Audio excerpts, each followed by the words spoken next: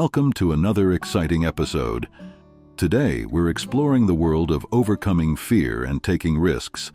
By the end of this video, you'll discover one mind-blowing fact about fear that not many people know. It involves our ancestors and something extraordinary they did to conquer their fears. Also, we will discover some surprising fact of mass panic. Keep looking to the end to discover it. But first, let's break it down. Fear is a natural emotion. It's our brain's way of protecting us from danger. Imagine you're walking through a forest and you hear a growl. Your fear kicks in.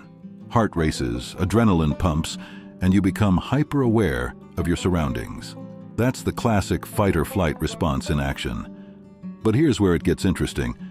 What if the growl is just your friend's stomach rumbling? Your brain reacts the same way, even if the threat isn't real. Comment below on a time when you realized your fear was based on a false alarm. We'll highlight a few in our next video. Most fears are not about immediate physical danger. They often stem from our past experiences or societal influences. Let's have a deeper look into some common fears and their roots. Fear of public speaking. Many people are terrified of talking in front of an audience. The root often lies in the fear of judgment or failure. It's believed to be a primal fear linked to survival, as being judged by the tribe could mean ostracism. Example, Sarah, a teenager, fainted during a school speech. Since then, she's avoided public speaking. Understanding that the audience isn't there to judge but to listen helped her reclaim her confidence. Fear of failure. This stems from the anxiety of not meeting expectations, either our own or those of others. The fear is often intensified by perfectionism. Example, Thomas Edison, the inventor of the light bulb, famously said, "I have not failed. I've just found 10,000 ways that won't work." Embracing failure as part of the process is key. Fear of rejection. Whether in personal relationships or professional settings, this fear can paralyze us. Rejection triggers the same area of the brain responsible for physical pain.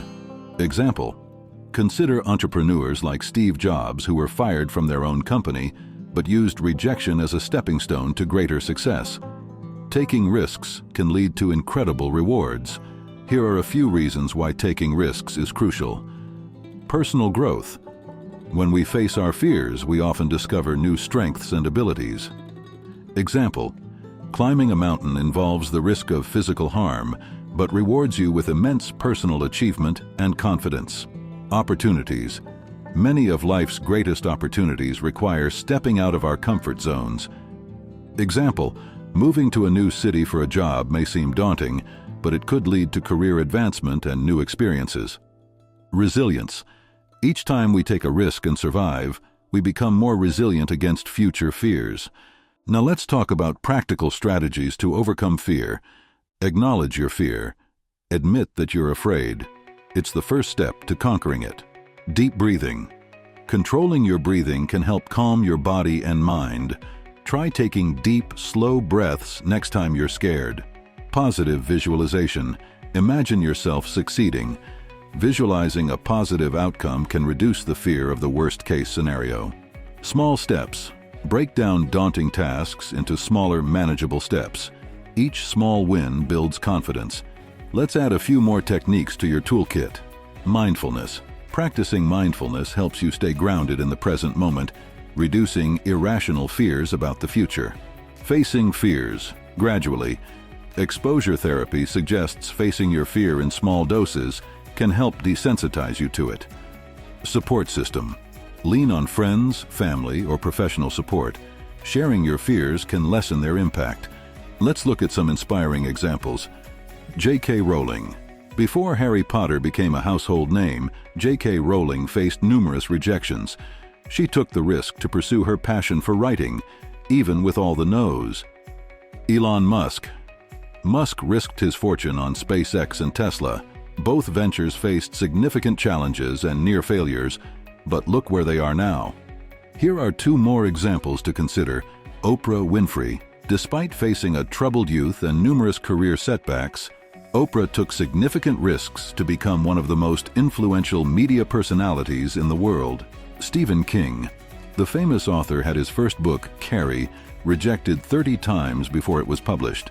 In this case, his wife made King to persist and is now a legendary writer. Now for the surprising information we teased at the beginning. Our ancestors dealt with fear in remarkable ways. Did you know that some early human tribes used to hold rituals that involved embracing their fears head-on? One such tribe, the Kung people of the Kalahari, performed a trance dance to confront their most profound fears and anxieties. This dance wasn't just a cultural ritual, it was a psychological strategy to build resilience and community courage. Fascinating, right? And it's not just the Kung people. Ancient Greeks believed in facing fears through agon, or struggle, where they'd confront physical challenges in Olympic Games. Even the warriors of ancient Sparta engaged in rites of passage that involve facing fears of pain and danger to become stronger.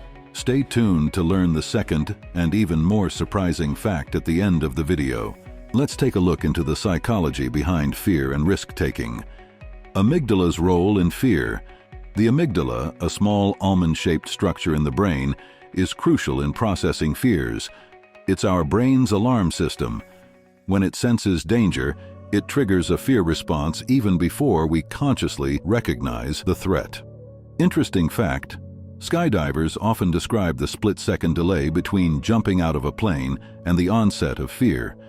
This happens because the eyes see the danger, and the amygdala takes a moment to react. The prefrontal cortex. This brain region is responsible for planning and decision-making. It helps us assess risks rationally and counterbalance the amygdala's fear response. Strengthening this part of the brain with practice can help manage fear more effectively. Surprising information. Practices like meditation and mindfulness can enhance the activity of the prefrontal cortex, aiding in better fear management. The role of dopamine. When we take risks and succeed, our brain releases dopamine, the feel-good neurotransmitter. This reward mechanism can encourage us to take more calculated risks in the future. Example, after achieving small victories like nailing a presentation, you might feel an uplifted mood and increased motivation, all thanks to dopamine. Overcoming fear and taking risks is not just about mental preparation, it involves practical steps and experiments. Fear journal. Keep a journal where you record your fears, the situations that trigger them, and your responses. Over time, you'll notice patterns and can work on tackling these fears systematically. Example, if you're afraid of social interactions, record each encounter, rate your fear, and write down how it went. You'll start to see progress over time. Fear ladder. Create a fear ladder for a specific fear, e.g., fear of heights. Start with a low-level challenge like looking down from a second-story window, and gradually work your way up to bigger challenges like ziplining.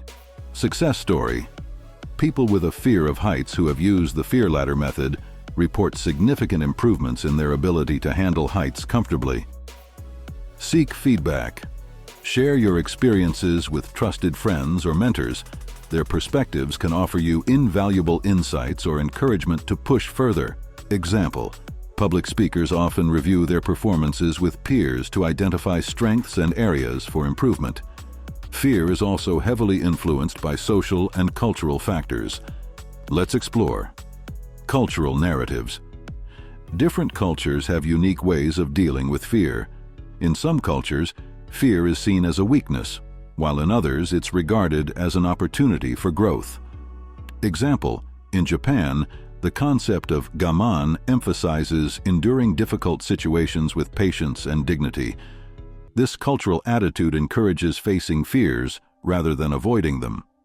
Media's role. The media can amplify fears by focusing on sensational stories. Understanding the influence of media helps us filter out irrational fears and focus on real, personal threats. Case study. During economic recessions, media reports often highlight the risks of investing, which can deter people from financial opportunities. Being aware of this can help mitigate media-induced fears.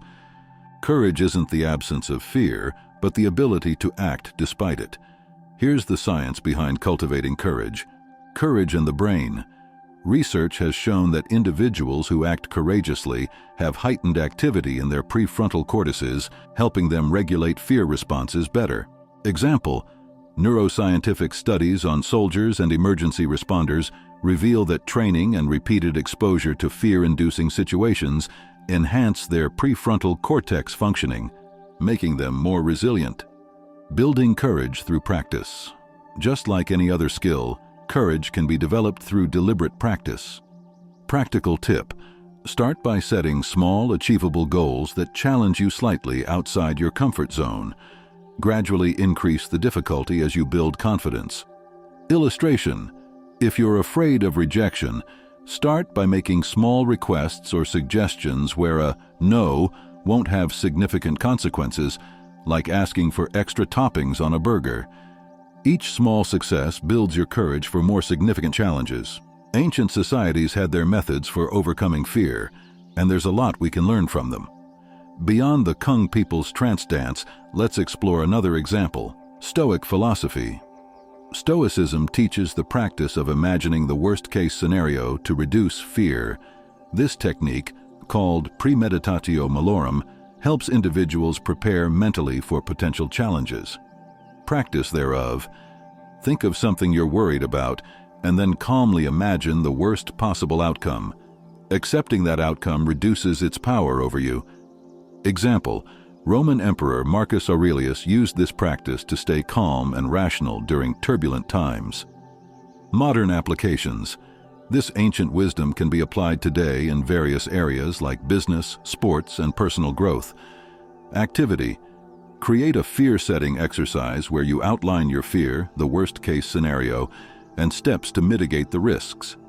This can be incredibly powerful in reducing anxiety and boosting confidence. Overcoming fear and taking risks is a journey, not a destination. Remember, fear is a natural part of life, but it doesn't have to control you. Embrace it, understand it, and use the strategies we've discussed to turn your fears into powerful motivators. Each step you take towards facing your fears makes you stronger and more resilient. It's not about never feeling afraid, it's about taking action in the face of fear. And now, the last piece of surprising history: how mass panic can happen.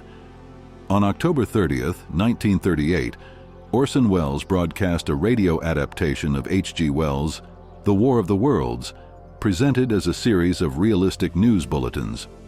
The program caused widespread panic among listeners who believed an actual Martian invasion was underway.